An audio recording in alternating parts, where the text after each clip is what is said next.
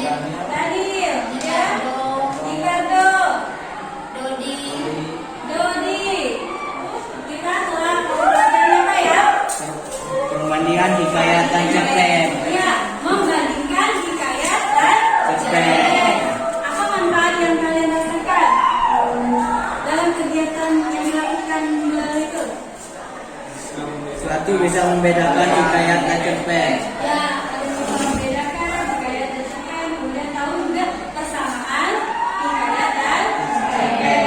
Nah, hari ini kita akan masuk ke materi baru, yaitu mengubah atau mengembangkan teks hikayat menjadi cerpen. Nah, coba simak dulu ya.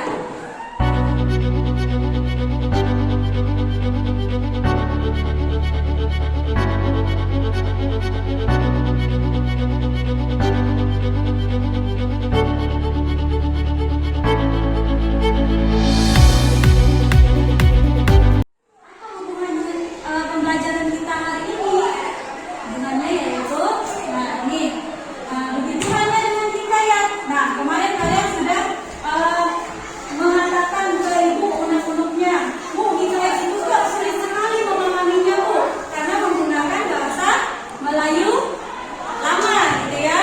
Nah, banyak kata-kata arkaik yang tidak kalian ketahui. Kalian harus cari di kamus dulu baru bisa memahami apa artinya. Seperti maka, kata, ya kata itu artinya kemudian gitu ya.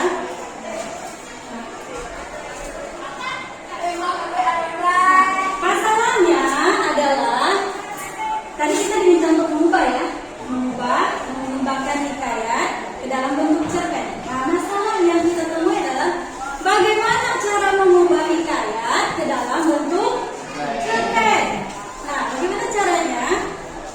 Caranya adalah kita akan jawab nanti. Nah, kita akan bacakan dulu kompetensi dasar yang akan kita capai pada hari ini. Nah, yang pertama itu untuk KD-nya mengembangkan cerita rakyat atau hikayat ke dalam bentuk cerpen dengan memperhatikan isi dan nilai-nilai. Kemudian untuk IPK-nya atau indikatornya yaitu menyusun kembali isi cerita rakyat ke dalam bentuk cerpen dengan memperhatikan isi dan nilai-nilai. Kemudian yang kedua, mempresentasikan cerpen yang telah disusun seperti itu.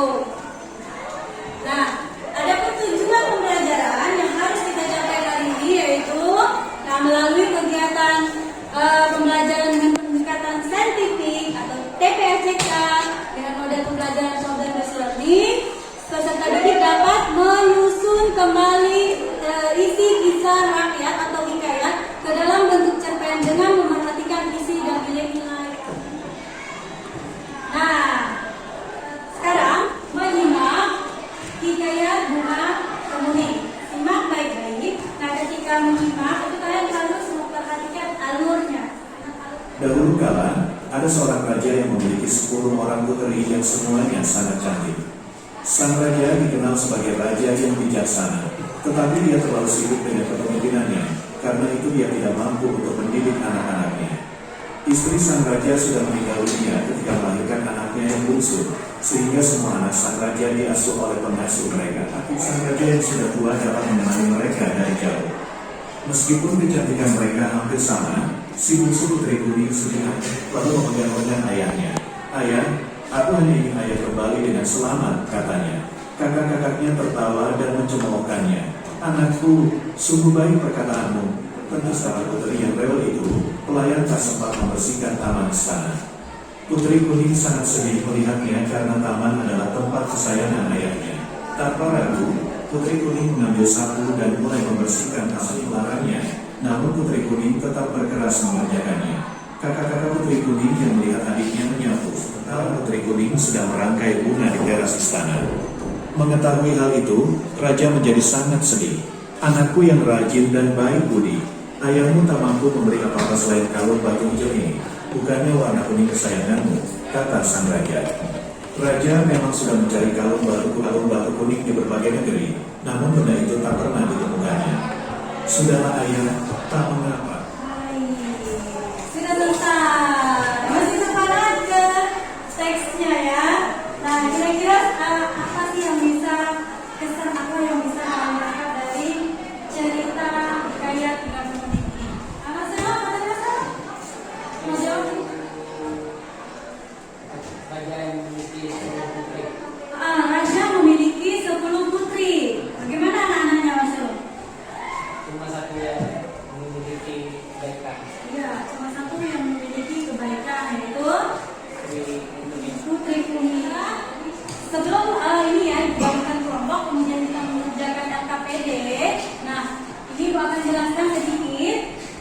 yang perlu diperhatikan ketika kita mengubah cerita hikayat ke dalam bentuk cerpen. Jadi ada hal-hal yang perlu diperhatikan sebelum kita mengubahnya.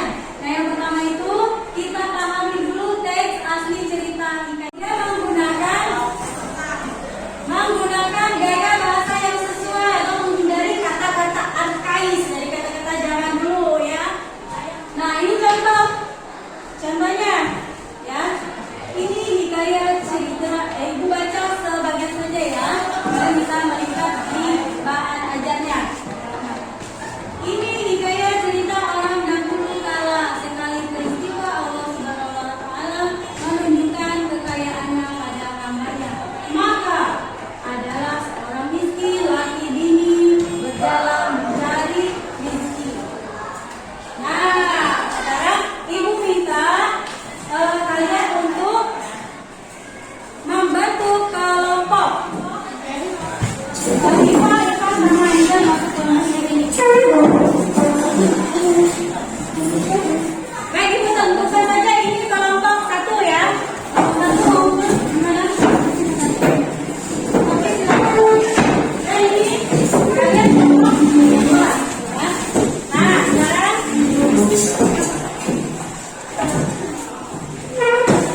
ibu akan memberikan kalian papan cerpen.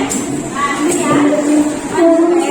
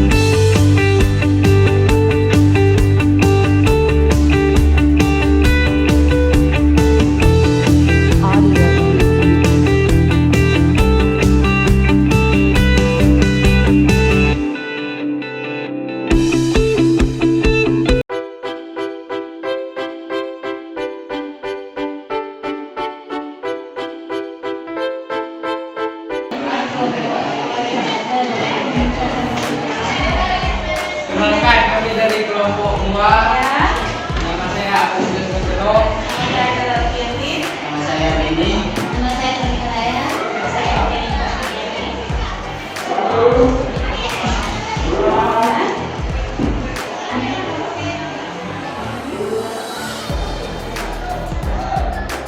Ketika ayah akan pergi berpergian, inilah putrinya minta dibawakan oleh-oleh, baju dan perhiasan yang mahal. Sedangkan putri kuning hanya